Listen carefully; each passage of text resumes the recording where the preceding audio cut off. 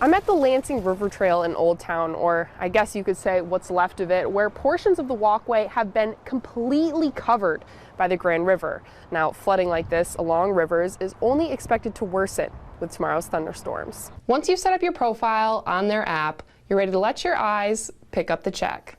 With this van, they'll help you if you run out of gas, got in a car crash, or even if you just have a flat tire. Canines Gunner and Gage do a great job of locating health and safety hazards, but they also serve as a man's best friend by boosting morale. Experts say you should always check the temperature of playground equipment outside before you get started. Now, you can do this with your hand, but we brought a temperature gun just to show you how hot it gets. Right now, it's reading 113 degrees Fahrenheit, so the slide is very hot right now. So stay safe this summer, you guys. Check the temperature of the slides before you get to playing. Live in Hazlet, Erin Bowling, News 10. For nonprofits like Habitat for Humanity, donating your time can be just as helpful.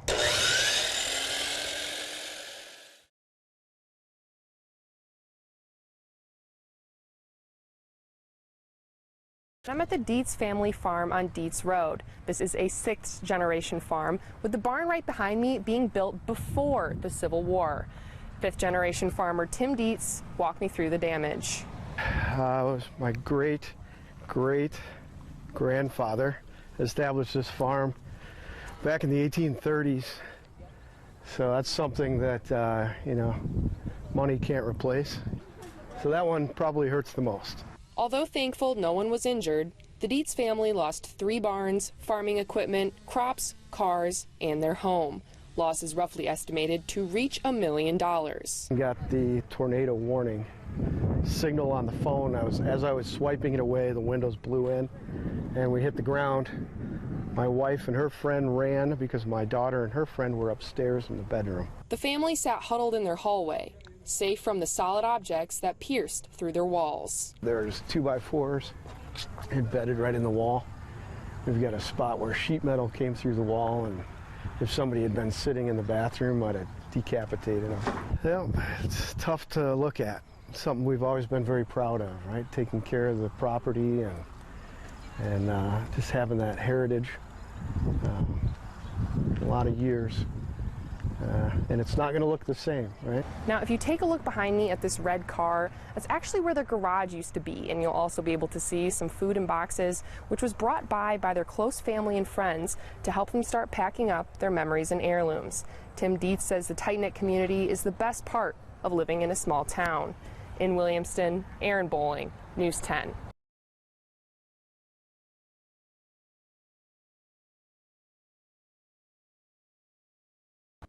Every Spartan has their memories of Sparty. From game day to wedding days, the award-winning mascot is everywhere. Oh boy, a lot of beautiful memories. Some of the first Sparties can tell you he wasn't always the big fabric suit that you see today. You don't know what that feels like after all these years to see him.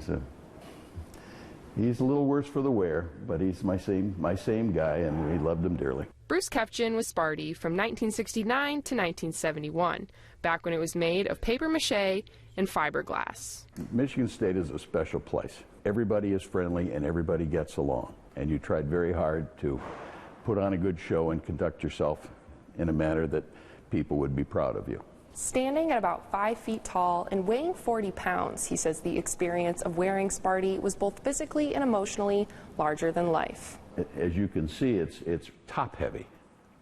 So stability was a real challenge in those days. The players and the coaches were all very good to me, made sure I was taken care of because I couldn't obviously see very much. Your mouth there is the only place you could see. Remembering how each dent came to be, Kefchin says he'll never forget running into and being knocked down by the goalpost. Former coach Duffy Doherty called it the funniest thing he's ever seen. When you're down on the ground with this, you're like a big turtle and you can't get over. So my fraternity brothers helped me out of it. When they took the head off, there was some blood running down my face. And I'll never forget this poor little kid, he must have been 8 or 9. And he's sitting in the first row and he sees me with blood running down his face and he turns to his mother and says, "Mom, they killed Sparty." After stitches in the locker room, Kefchin promptly returned for the second half. But it was a wonderful experience, a lot of fun. Proud to be the face of the university and truly embodying the phrase, Spartans will. It was a great deal of fun. And I got very good seats for the football game. In East Lansing, Erin Bowling, News 10.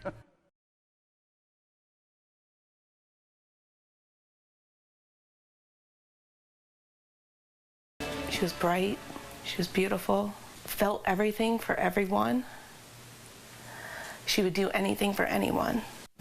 A Mason mother's message tonight, sharing the story of her daughter and the legacy she leaves behind. Amanda Blue was one of 2 passengers who died when a drunk driver got behind the wheel. But her family wants people to know who Amanda was and how her spirit is living on. Good evening, everyone. I'm David Andrews. And I'm Ann Emmerich. Tonight, Amanda's parents are talking to the media for the first time since last August's tragedy. News 10's Erin Bowling sat down with them and the first students to receive scholarships in their daughter's name. Amanda Blue, a fun-loving girl from Mason who's remembered as the kind of person that everyone needs in their life. Determined. Outgoing. Friend to anybody. Radiating. And most notably, kind to her core. Everything that we are going through of her stuff, her iPad and some of her notebooks, because she loved to draw. It's all about kindness. A 4.0 student and avid reader, despite her severe dyslexia. Amanda's parents say she would try anything and everything, an adventurous middle child that wouldn't let anything stop her. She was very passionate about anything she did. She was in with both feet, and she was the best friend to whoever wanted to be her friend. Some of her passions and goals in life included helping others through service. The 3 high school seniors at Mason, awarded her first Legacy Scholarship, shared similar traits with Amanda and remember her fondly. She was always the type of person to be the first one to reach out, which is always like a great friend to have. She was there for you when you needed it, and even if you didn't need it. I'm a very stubborn person, so she would get me to talk to her, but she was the kindest soul I've ever met. She's very admirable. It's not always the most positive place being in a high school, but she was always able to make it one, and I want to be able to continue that. Taken by a drunk driver shortly after her 16th birthday. They hope her story inspires people to make the world a brighter place, just as she did. If Mandy could send a message, it would be kind. You don't know what other people are struggling with. Just be kind and love each other. If you can help somebody, do it. In Mason, Erin Bowling, News 10.